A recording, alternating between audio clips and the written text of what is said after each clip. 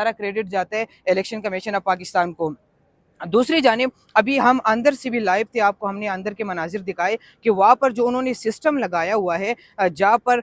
जो presiding officers है वो जब मतलब आगे चीज़ें फॉरवर्ड करते हैं आरओस तक, आरओस फिर आगे जब फॉरवर्ड करते हैं तो ये जो सिस्टम अंदर लगा हुआ है उसके ऊपर आके जो रिज़ल्ट है वो यहाँ पर अनाउंस होगा। इस सिस्टम के ऊपर जो है वो तकरीबन 36 करोड़ का खर्चा हुआ है और उस 36 करोड़ के खर्चे के बावजूद एक रिज़ल्ट अनाउंस नहीं हो सका। तो ये जो जिस तरह सारा क्रेडिट है ये जाता है इलेक्शन कमीशन ऑफ पाकिस्तान के ऊपर। और दूसरी जानिब अगर हम chief election commission of Pakistan की बात करें सुल्तान सिकंदर राजा साहब के हवाले से, तो वो जो है वो आज ज़रा प्रेशर में दिखाई दिए। और जिस तरह नॉर्मली जब हम उनसे अंदर सवालात वगैरह करते हैं, अंदर उनसे मिलते हैं, तो मीडिया वालों के साथ वो बड़े तरीके से मिलते हैं, गपशप करते हैं, कोई सवाल होते हैं तो उनको जवाब वो दे देते हैं। लेकिन आज जिस तरह वो तकरीबन 1.5-2 घंटे पहले यहाँ से जब वो निकल रहे थे तो वो निकले कुछ इस अंदाज से है कि वो बड़ा ज़रा प्रेशर में दिखाई दे हमें। और जब वो बाहर निकले तो उनकी गाड़ी जो है वो अब उस टाइम तक नहीं आई थी और जो चीफ साहब है वो पहले निकल आए और यहाँ से जो है वो रवाना हो गए। दूसरी जानिब अगर हम बात करें जो अब तक की जो रिज़ल्ट जिस तरह गैर हातमी जो सरकारी नतीजा आता है, अगर उस हवाले से हम बात करें तो केपी के अंदर तकरीबन 130 से ज़्यादा के ऊपर जो लीड कर रहे हैं वो आज़ाद उम्मीदवार है। ये नहीं जो पाकिस्तान तहरीक इंसाफ के जो कैंडिडेट्स वो इलेक्शन लड़ रहे थे वहाँ से, तो वो है। लेकिन असल मामला क्या है? असल मामला ये होगा अगर इस टाइम तो अगर रिज़ल्ट आ जाता है। और दूसरी जानिब में अगर आपके सामने कुछ चीज़ें शेयर करूँ तो इलेक्शन एक्ट जो है उसके अंदर ये है कि अगर इलेक्शन कमीशन ऑफ पाकिस्तान रात 2 बजे तक रिजल्ट नहीं देता तो वो अगले दिन सुबह 10 बजे तक दे सकते हैं। लेकिन जब वो 10 बजे रिजल्ट देंगे तो उसके साथ वो रीज़न भी रिटन में देंगे कि ये क्या वजह है, किन वजूहात की बिना पर ये रिजल्ट जो है उसमें ताख़ीर का सामना हमें करना पड़ा। लेकिन दूसरी जानिब अगर मैं बात करूँ जो इंतखाबात के हवाले से, जो सीट्स के हवाले से, अगर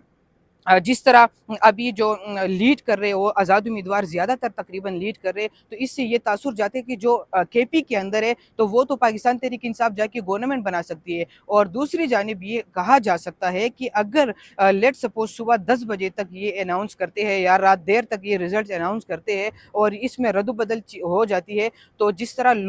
कुछ लोग तशवीश का इज़हार कर रहे थे कि धांधली हाई लेवल की हो सकती है, तो ये बात उस साइड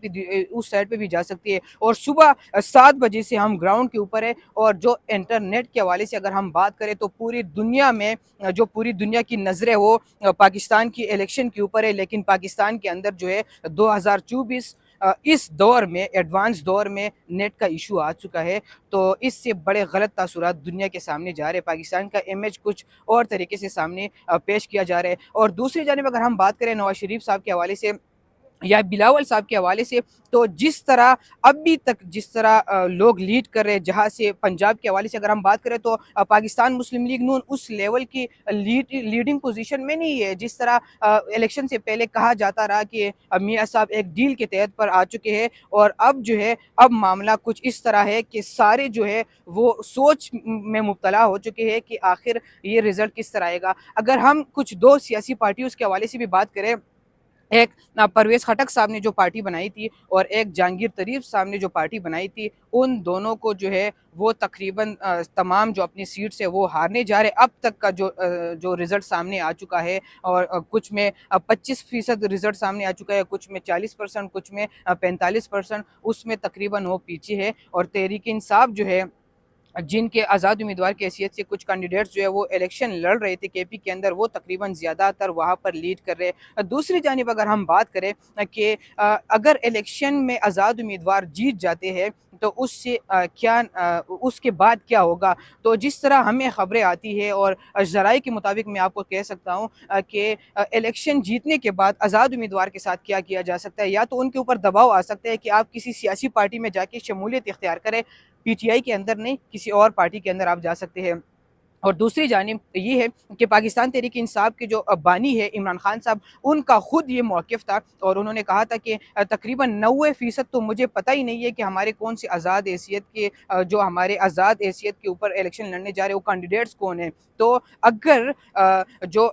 जाने पहचाने लोग हैं वो तो पाकिस्तान तहरीक इंसाफ के साथ रह सकते हैं, लेकिन दूसरी जानिब अगर एक बंदा उठ के खड़ा हुआ है, इलेक्शन लड़ रहा है और वो जीत जाता है और उसको कोई कहता है